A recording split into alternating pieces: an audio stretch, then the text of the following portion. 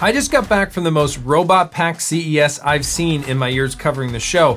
We have card-playing robots, laundry robots, flying robots, stair-cleaning robots, dancing stair-cleaning robots, and don't forget about dancing robot mowers with LiDAR too. But how will these robots actually help you get things done at home? And either way, at least some of them will appreciate a nice warm hug. I'm Eric Welander, welcome to my channel. One of the most intriguing topics of CES were humanoid robots. The idea is our homes are designed for humans, right? So what if we could just build robot versions of ourselves to do the chores for us? But in reality right now, these things are very slow, and a lot of humanoid robots I saw are cutting corners in certain areas to try and make them a product that could actually ship to real homes in the coming years. Now, there are also plenty of other clever forms of robots from CES that have a lot of practical benefit already. We'll get more into specific examples in a minute, but if you have a pool, you need to check out what I saw at this video's sponsor, Beatbot, had a great CES booth with lots of new announcements, including a robotic sea turtle. The big new pool cleaner for Beatbot at CES this year is their AquaSense X. This is not just a robot to clean your pool, but also a base station with automatic filter cleaning and emptying. When you dock the robot, the base station starts the Astro Rinse Tech, which uses a high-pressure rotating nozzle to backflush the filter, putting debris into a 23-liter sealed bin. This can fully clean the robot in 3 minutes.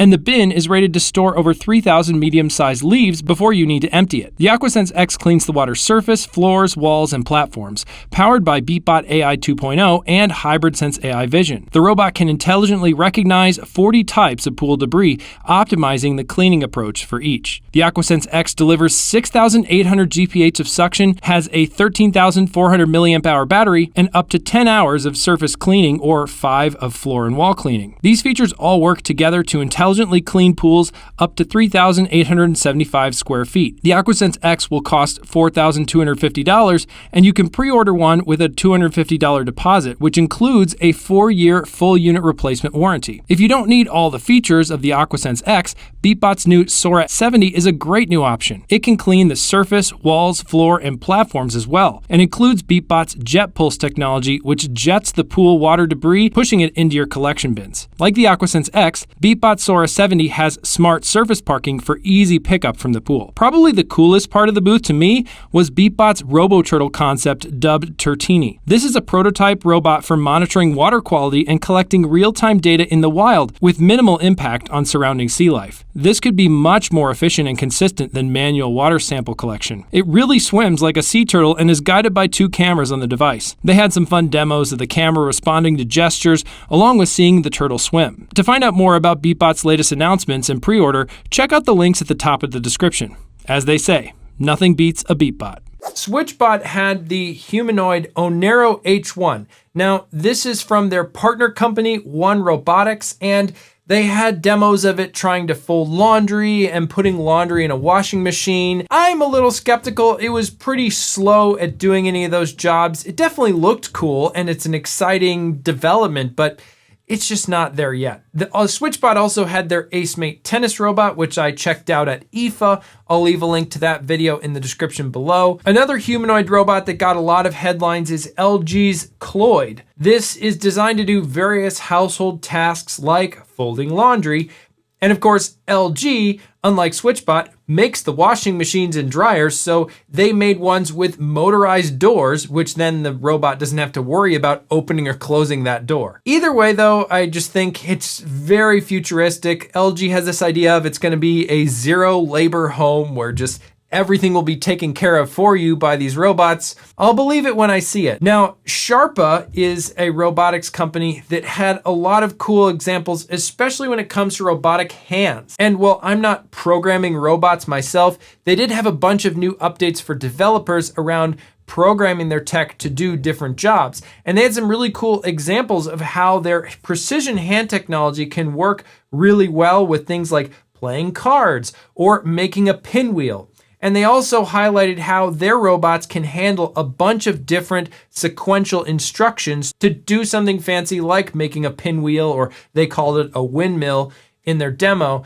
They say this is the longest continuous autonomous manipulation publicly demonstrated by a robot, where it's building something with sequential steps. And it also seemed pretty clever in that the person from Sharpa pulled the pinwheel thing away and it was able to realize that and then grab it again. So it can deal with a little bit of changes in the environment. It struggled to get things complete certain times and it still figured out, oh, I actually need to do this part. But it was all very slow. Sharpa also had a nice ping pong demo where it was rallying with a ping pong opponent that was a human and telling it different nice stats about their rally and other things going on. Now, Hisense had some humanoid robots that they showed off at IFA in Berlin, and they had more of that here at CES. But they also had their entry into a category of robots that's also big from this year at CES, and that's robot companions. Beta, which they kind of need to work on the name because it sounds like a half-baked product and kind of looks like one too. It's just these little robots that roll around and talk. Enjoy yourself at CES. Now, of course, SwitchBot, we talked about earlier, had their latest iteration of Kata Friends. And these are Nico and Noah. They have new outfits for them and they are getting closer to shipping these. So hopefully we can try one of these out on the channel. What I like about Kata Friend is that they're using SwitchBot's existing knowledge of robot vacuum motors and wheels to build a robot that can wheel around your floor and come to you, go back to its charger. And that's a little bit different approach than Ecovacs, another robot vacuum company, took with their Lil Milo dogs.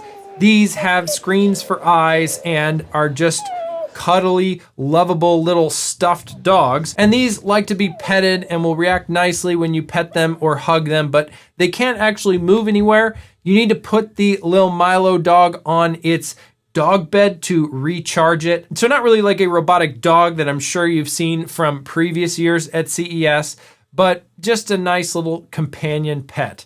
No word on ship date though for any of those. Now, there hasn't been a week probably in my life that I thought so much about going up and down the stairs, because there's a bunch of different ideas of how do we get robots in our home to go from one floor to another. Of course, the most flashy is Mova's Pilot 70 vacuum drone. This means your Mova robot vacuum could drive itself into a drone, which then lifts off from the ground and flies to the next floor and drops off the robot and then can pick it up and fly it back down to its space station. Dreame is actually getting ready to ship their version of this with their Cyber X. This pairs with their new X60 Ultra Robot vacuum and has these kind of all-terrain tank wheels that can then climb up or down stairs while the X60 Ultra Robot vacuum is inside. Now, there might be some cases, let's say with split level homes where you have a big area but just with a few stairs separating,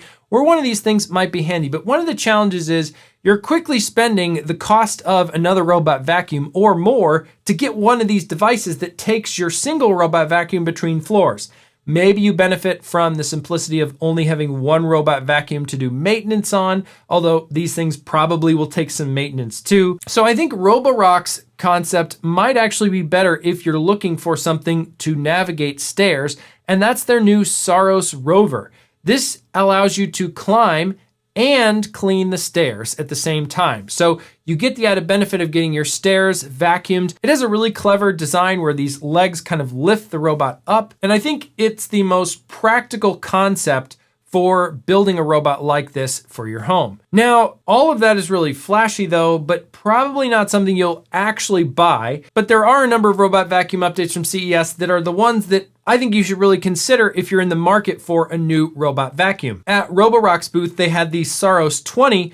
This is a follow-up to the Saros 10R I reviewed last year, and I think this was one of the best robot vacuums of 2025. And without going into too many details here in the video, the Saros 20 is just a bump up in terms of thinness and more specs that it can do. Ecovacs also had an iteration of their X12 Omni-Cyclone robot. This is a follow-up to the X11 Omni-Cyclone last year, which I also really liked as I think one of the better robots of 2025. The new X12 has spray jets on the front to spray out cleaning fluid for cleaning in front of the robot, and it also has faster fast charging. If you're asking it to deep clean a big area of your home, then it can go back and charge even up to, Ecovacs says, up to 18% charging the battery in that period of time. And we talked about the Cyber X from Dreame earlier that works with the X60 Ultra. Now, I actually think the X60 Ultra looks to be a very nice vacuum update as well. It's thinner than the previous version and has an enhanced obstacle avoidance system. Lots of great updates with the X60 Ultra that just make it a much better vacuum as well. Now, more companies are coming out with their own versions of window cleaning robots, but Ecovacs has actually been doing it, I think, before anybody else, at least in the smart home space, not commercially. And they had the latest version of their window cleaning robot, the WINBOT W3. Now, the big improvement here is that it has a base station that can clean the part that cleans your windows. You just take the whole back plate off of the WINBOT, stick it in the base station, and it does a cleaning of that with cleaning solution. Now, robot mowers are another thing that's just getting better and better every year, and I think might be to the point where I'm going to start talking about them more on the channel. The big new thing with robots this year, and it's not necessarily just unique to this show, but really became a trend at CES, is LiDAR. Segway Navimo had their new i2 LiDAR. Roborock has their X1 with LiDAR. Mova, Momotion, a bunch of other companies had robot mowers with LiDAR. And what this means is that it's using, very similar to a robot vacuum or a self-driving car, a LiDAR sensor to see around the area. Previously, a lot of mowers just used what are called RTK satellites, and this means it's using a satellite to navigate around your lawn, and this could still be nice for larger lawns, but it can be tricky when the robot gets under a bunch of trees or in some kind of other covered area or something else to just prevent clear signal from satellites, and so LiDAR doesn't need that because it's all right there on the robot. And there's some differences between the LiDAR between each of these. Is it 360 degrees or not? One other cool feature I saw in Ecovacs' Goat Mower, which I just love that product name, by the way, is not only LiDAR, but they added edging. So it has a little edge trimmer built into the side so it can go along and do the edges of your lawn as well. Now, of course, I'm not going to be mowing my lawn probably anytime soon here in the winter in Illinois, but one of the things I will be doing is clearing my driveway from snow. Yarbo's a company that's been doing stuff for this for a while. They have these universal robots that then work with a series of attachments so they can become a mower or they can become a snowblower or any kind of other different tools you might need robots in your yard for. And their new M Series is a smaller and cheaper version that they launched at CES this year. It, of course, has 360-degree LiDAR as well as RTK satellites for navigation. And they made a few changes here, like, for example, they have a snow plow instead of a snow blower for clearing snow. Now, I don't really have a good driveway for testing a snowblower yet, but I actually found out that Yarbo's main US repair depot and headquarters is just down the road from where I live. So subscribe to my channel. I might be covering some more stuff about Yarbo sometime soon because I bet there's some cool stuff I could show you over there. Now, this is just scratching the surface of what was going on this week at CES. And so I've actually made an entirely separate video all about the smart home trends, and that'll be linked somewhere here on the screen. And also, I love seeing all my fellow smart home creators at CES. And so I've made a playlist with all of their videos linked here on the screen, and there's inevitably just going to be things that they're going to see that I didn't, and vice versa. And that's what I love about all of us different creators covering CES from different perspectives. Thanks again so much for watching, and I hope to see you in the next video.